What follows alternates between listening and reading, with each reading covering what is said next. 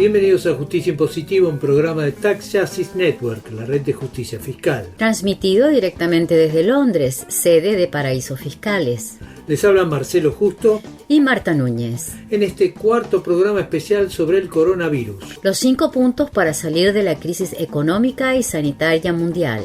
Parlamentarios latinoamericanos se unen para un impuesto especial a los ricos. ¿Está la pandemia salvando a la Unión Europea de sus paraísos fiscales? España está a la delantera de las iniciativas contra la evasión. Y en nuestro análisis de países latinoamericanos y la pandemia, los casos de Brasil y Uruguay. Esto es Justicia Impositiva, un programa de Tax Justice Network, la red de justicia fiscal. El mundo ha cambiado y no ha cambiado con la pandemia. Por un lado, la crisis sanitaria, económica y social toca a todo el planeta y no tiene salida a la vista. A nivel económico es más grave que el estallido financiero de 2008 o que el crack del 29 en el siglo XX. Un informe de Oxfam calcula que puede haber 40 millones de muertes y 500 millones de nuevos pobres. El mundo entonces ha cambiado. Este 2020 no es el que imaginamos cuando alzamos la copa para celebrar la llegada del nuevo año. Todo lo contrario. Y sin embargo, al mismo tiempo, este mundo no ha cambiado o no ha estado a la altura de las circunstancias. Es cierto que los gobiernos de todos los colores han adaptado medidas de rescate de las economías de corte keynesiano y han procurado evitar un desempleo masivo. Pero también es claro que estas medidas son insuficientes y no forman parte de un plan coordinado a nivel global. Una conferencia organizada por la organización humanitaria Oxfam y la Comisión Independiente para la Reforma Impositiva Corporativa Internacional, el ICRICT, reunió a nombres clave del debate económico mundial. Estamos hablando del Premio Nobel de Economía Joseph Stiglitz, del célebre economista francés Thomas Piketty, del economista colombiano José Antonio Ocampo por el ICRICT y de la profesora de economía de la India Hayati Ghosh. El panel presentó un plan de 5 puntos para generar nuevos ingresos fiscales a fin de financiar el gasto público extraordinario y de emergencia ocasionado por la pandemia. Los 5 puntos que presentaron son una hoja de ruta para superar la crisis, pero también son un diagnóstico de todo lo que no funciona en la economía mundial.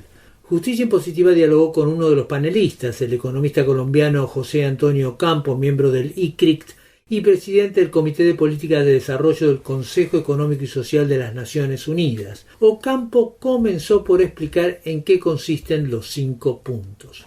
El primero es un impuesto a los servicios digitales, que es un sector que se ha visto muy favorecido por la pandemia y puede, por lo tanto, contribuir al financiamiento de los gastos que están asociados al combate a la pandemia. El segundo es también unos impuestos a la renta adicionales para lo que nosotros llamamos sectores oligopolísticos. Esos son empresas que también se han beneficiado mucho de la pandemia, aunque no son necesariamente digitales. Por ejemplo, el caso más notable es Amazon, pero también hay muchas empresas farmacéuticas que se están beneficiando. El tercero es adoptar la propuesta de una tasa única a las empresas de carácter multinacional, que es uno de los temas que se viene discutiendo en la OCDE. Nosotros proponemos una tasa del 25%, que es más o menos la tasa que pagan las empresas en los países desarrollados. El cuarto es que aquellas empresas que tengan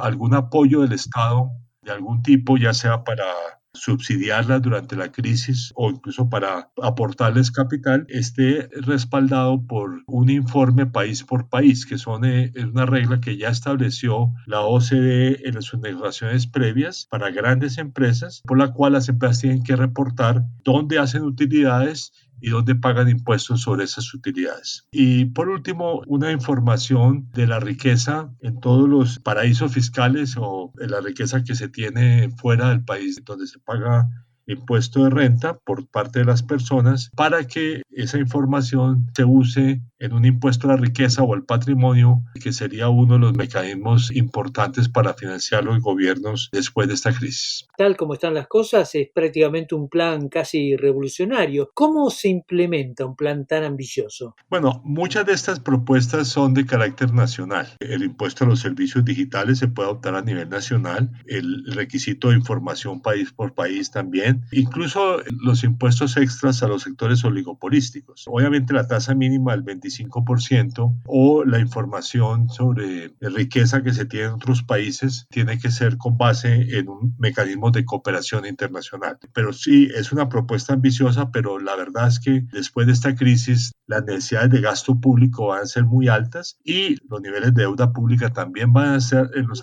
niveles más altos de la historia. Por lo tanto, se requieren, digamos, unos recursos tributarios adicionales para manejar la pospandemia. Es decir, que los gobiernos tienen margen para adoptar medidas a nivel nacional, pero también, como usted dice, hay puntos que requieren la cooperación global, un acuerdo político. Y no es lo que vemos a nivel mundial en este momento. Más bien, si uno comienza por la disputa de Estados Unidos-China y sigue con las políticas xenófobas de Donald Trump o de Jair Bolsonaro en América Latina, por nombrar algunos ejemplos, hay muchos más, parecería que la tendencia mundial apunta en otra dirección. ¿Cómo se puede superar este problema? Bueno, el grupo de los 20 puso a la OCDE a cargo de la cooperación tributaria internacional. Y esto se hace a través de un mecanismo que se llama el marco inclusivo para manejar la erosión de base y el desplazamiento de las ganancias de las utilidades de las empresas, ¿no? Es un acuerdo que ya se llegó a unas primeras decisiones en el año 2017 que se plasmaron en un acuerdo internacional que firmaron los países y que se hizo efectivo en el 2018. Desde entonces se comenzaron esa segunda fase de negociaciones que están todavía en curso y en principio deben terminar este año, aunque por la pandemia es posible que se demore un tiempo más. El problema en el caso de la tributación no es el enfrentamiento entre Estados Unidos y China, sino el enfrentamiento entre Estados Unidos y varios países europeos que han estado estableciendo impuestos o prometiendo establecer impuestos a los servicios digitales, que es, dicho sea de paso, una de nuestras propuestas. Entonces, Estados Unidos ha anunciado que las negociaciones tienen que moderar esa propuesta de alguna manera o que incluso Estados Unidos no participará en los acuerdos correspondientes. Entonces, ¿cómo se hace para superar este problema teniendo en cuenta que Estados Unidos es la primera potencia mundial? Puede haber un acuerdo sin Estados Unidos. Si uno tiene, digamos, a Europa Occidental como bloque con otros países desarrollados, digamos, Japón, Australia, Canadá, y además tiene un grupo importante de países en desarrollo, vale la pena y habrá que negociar con Estados Unidos el acuerdo correspondiente. El economista colombiano José Antonio Campo, miembro del ICRICT y presidente del Comité de Políticas de Desarrollo del Consejo Económico y Social de las Naciones Unidas. América Latina es la región más desigual del planeta y es también una de las zonas con peores niveles de recaudación fiscal.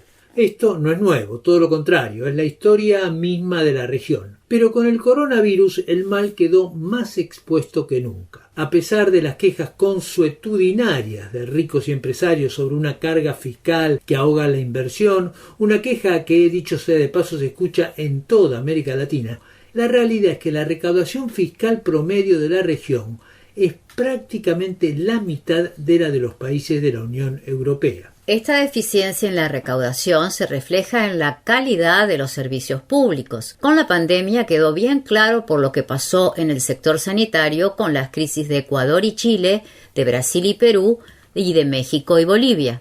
El desequilibrio fiscal entre lo que recaudamos y lo que necesitamos es patente con el coronavirus. Una de las iniciativas para paliar este problema es por la vía del impuesto a la riqueza. La mayoría de estas iniciativas parten de fuerzas de la oposición, como en los casos de Bolivia, Colombia, Perú, Ecuador. En Argentina, la iniciativa legislativa, el impuesto extraordinario a las grandes fortunas, es una propuesta del propio Frente Gubernamental. Dos miembros de la Coalición por la Transparencia Financiera, la Tindad y la Fundación CES, organizaron un foro público virtual con congresistas de Argentina, Colombia, Ecuador y Perú sobre la necesidad de un impuesto a la riqueza que revierta esta situación. En el diálogo entre los congresistas quedó claro que todos los países de la región comparten en rasgos generales la misma estructura impositiva regresiva. Al mismo tiempo, cada país tiene su propia historia y tiene sus propias características. En el caso de Argentina, esta historia está muy marcada por el virtual default que dejó Cambiemos, la coalición del expresidente Mauricio Macri, que gobernó el país hasta diciembre de 2019. En este marco hay que analizar el impuesto extraordinario a las grandes fortunas, como indicó al panel la diputada y economista Fernanda Vallejos, de la actual coalición gubernamental El Frente de Todos. Durante el gobierno de Cambiemos, los impuestos regresivos crecieron 5,3 puntos porcentuales, los muy progresivos retrocedieron 1,4 y los progresivos cayeron 1,3 puntos porcentuales. El sesgo regresivo de ese periodo nos exige que los nuevos tributos estén vinculados a impuestos altamente progresivos, como es el caso de bienes personales o de impuestos que graven a la riqueza, y es este el marco en el que se inscribe el debate sobre el impuesto extraordinario a las grandes fortunas que nos estamos planteando convertir en ley en las próximas semanas. La comparación internacional además nos conduce a la misma conclusión. Si bien la Argentina recauda por impuestos a la riqueza más que el promedio simple de América Latina, está muy por debajo del promedio de la OCDE, por ejemplo. En los países de la OCDE, como Francia, Inglaterra, Canadá, el tributo a la riqueza está en el orden del 4% del PBI, lo cual es una cifra que más que cuadriplica el equivalente argentino. La diputada y economista Fernanda Vallejo del Frente de Todos en Argentina. Este pasado que condena se repite en otros países de América Latina. En Colombia, la recaudación fiscal es una de las más bajas de América Latina. La reforma fiscal que impulsó el gobierno de Iván Duque apenas asumió el poder empeoró las cosas. El impuesto a las grandes fortunas que están impulsando desde la oposición en Colombia no es solo un tema de subir la carga impositiva, sino de eliminar las numerosas exenciones tributarias que benefician a los más ricos, un problema bastante extendido en la región. Así explicó el senador colombiano por el Partido Verde, Juan Luis Castro, las medidas que está impulsando en el Congreso colombiano durante el foro virtual organizado por Latindad y la Fundación CES. Sería un impuesto aplicado por una única vez como medida de emergencia para personas naturales y se espera recaudar entre 6 a 8 billones de pesos, entre unos 1.6 y 2.1 billones de dólares. Es progresivo, empieza con una tarifa del 1% y llega hasta una tarifa del 9%. 10% es ya para los ultra ricos, ¿no? Con gente que tiene patrimonios de más de 100.000 millones de pesos o más de 25.000 millones de dólares, que en Colombia los hay, entre otras. El tema de las exenciones tributarias es una pelea que hemos venido liderando algunos congresistas en Colombia y tiene que ver con excepciones pues a los ultra ricos, a los multimillonarios y a las mega empresas constructoras y a las multinacionales, y que con las predicciones que hay para la economía de este año y el próximo, el país no está en condiciones de asumir esas exenciones. El senador colombiano por el Partido Verde, Juan Luis Castro.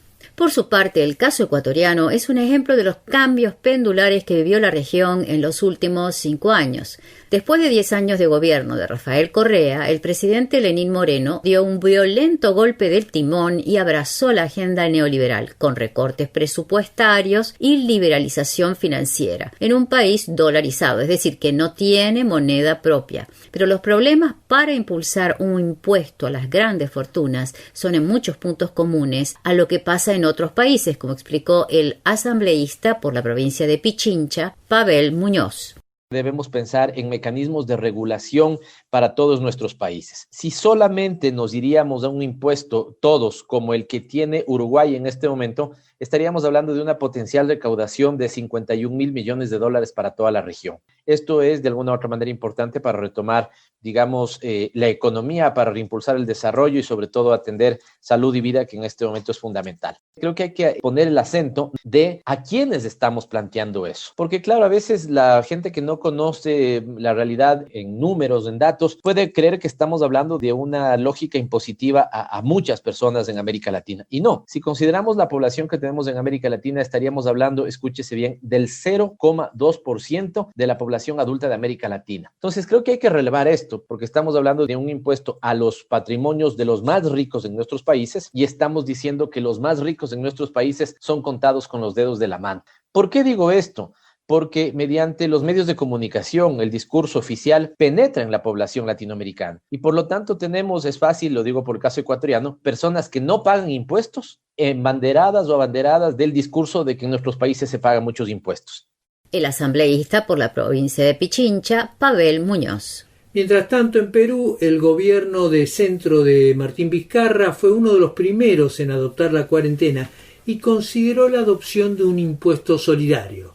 La presión tributaria en el Perú es de las más bajas de la región, ronda el 17%, es decir, la mitad de la presión impositiva cae en los países de altos ingresos de la OCDE. En este marco, el opositor Frente Amplio presentó un proyecto de impuesto a las grandes riquezas. La congresista Rocío Silva Santisteban encabezó esta iniciativa. Así la explicó en el foro virtual organizado por Latindad y la Fundación CES.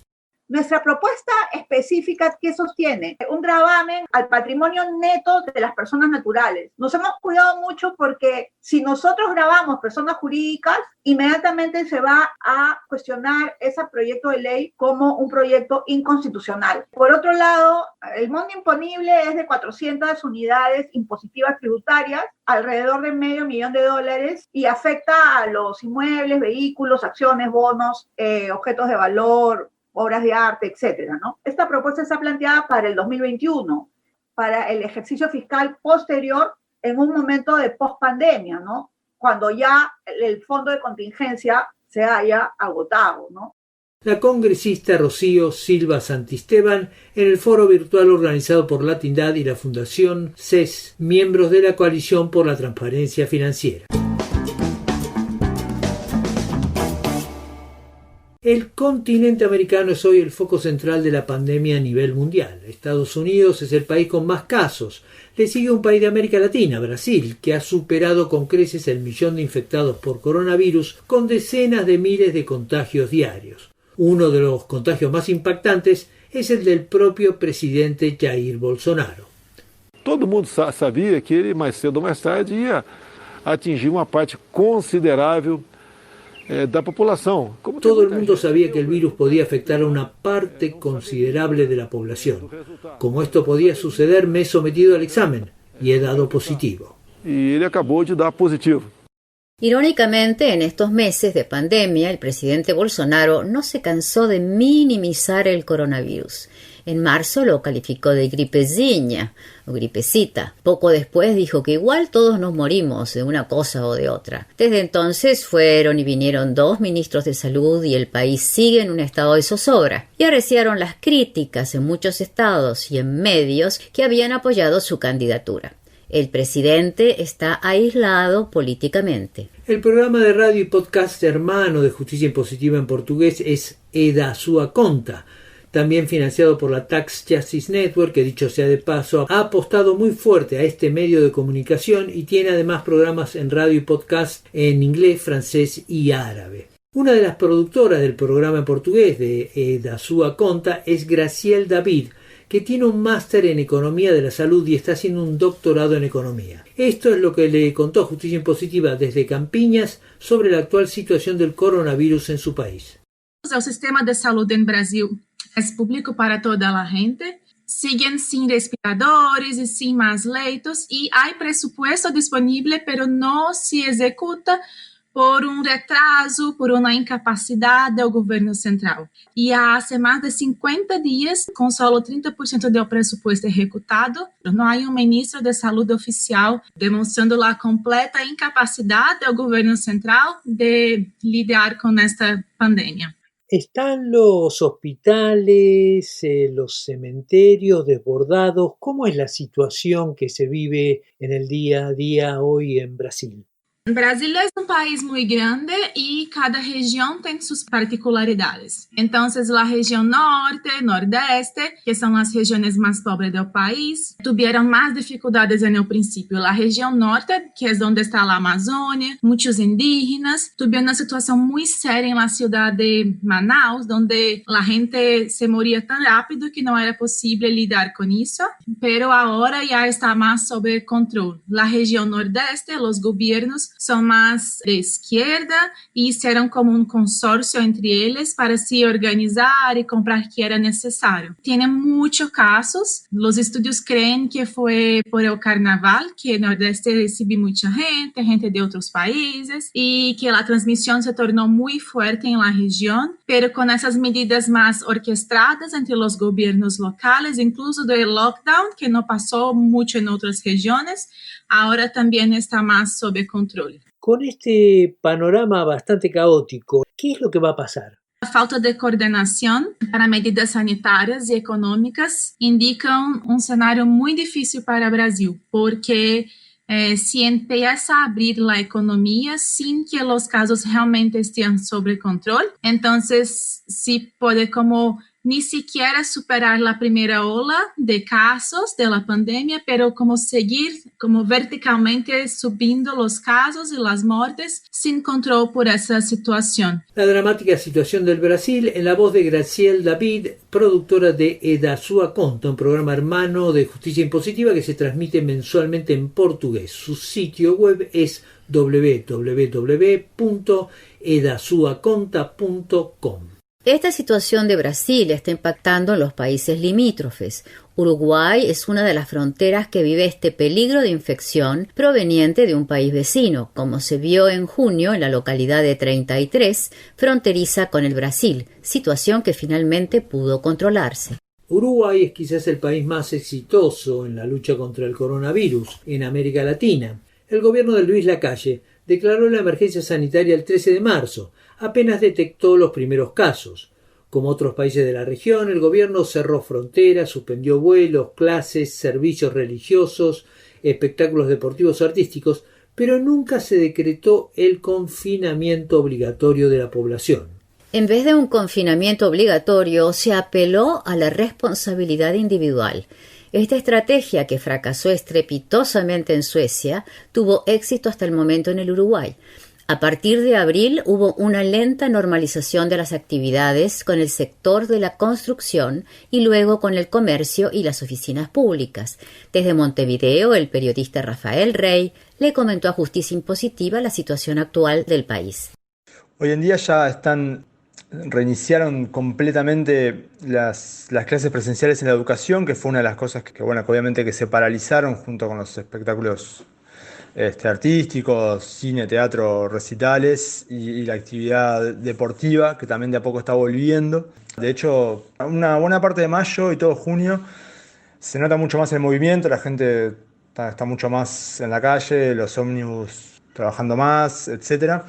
Hoy en día estamos como en una suerte de normalidad, incluso muchos restaurantes, muchos bares abiertos, con gente comiendo, sí, obviamente respetando, ¿no?, todas las medidas, tapabocas, etc. Pero viendo lo que está pasando en otros países, la verdad que podríamos decir que estamos en una situación de bastante normalidad. Uruguay es uno de los ejemplos de estrategia exitosa a nivel latinoamericano y mundial. ¿A qué se debe? Es un país que tiene una muy baja densidad poblacional, somos 3.4 millones más o menos, y la mitad de esa población está concentrada en Montevideo, que así todo no es una ciudad que tenga una densidad poblacional gigantesca. Eso por un lado. También sí lo que tiene Uruguay es un sistema integrado de salud que se ha desarrollado en los últimos 15 años del gobierno del Frente Amplio, que fue el que lo creó y el que lo desarrolló, con un montón de claroscuros, pero que sí hay como un consenso importante, incluso del nuevo gobierno, de que fue fundamental para contener la expansión del virus, ¿no?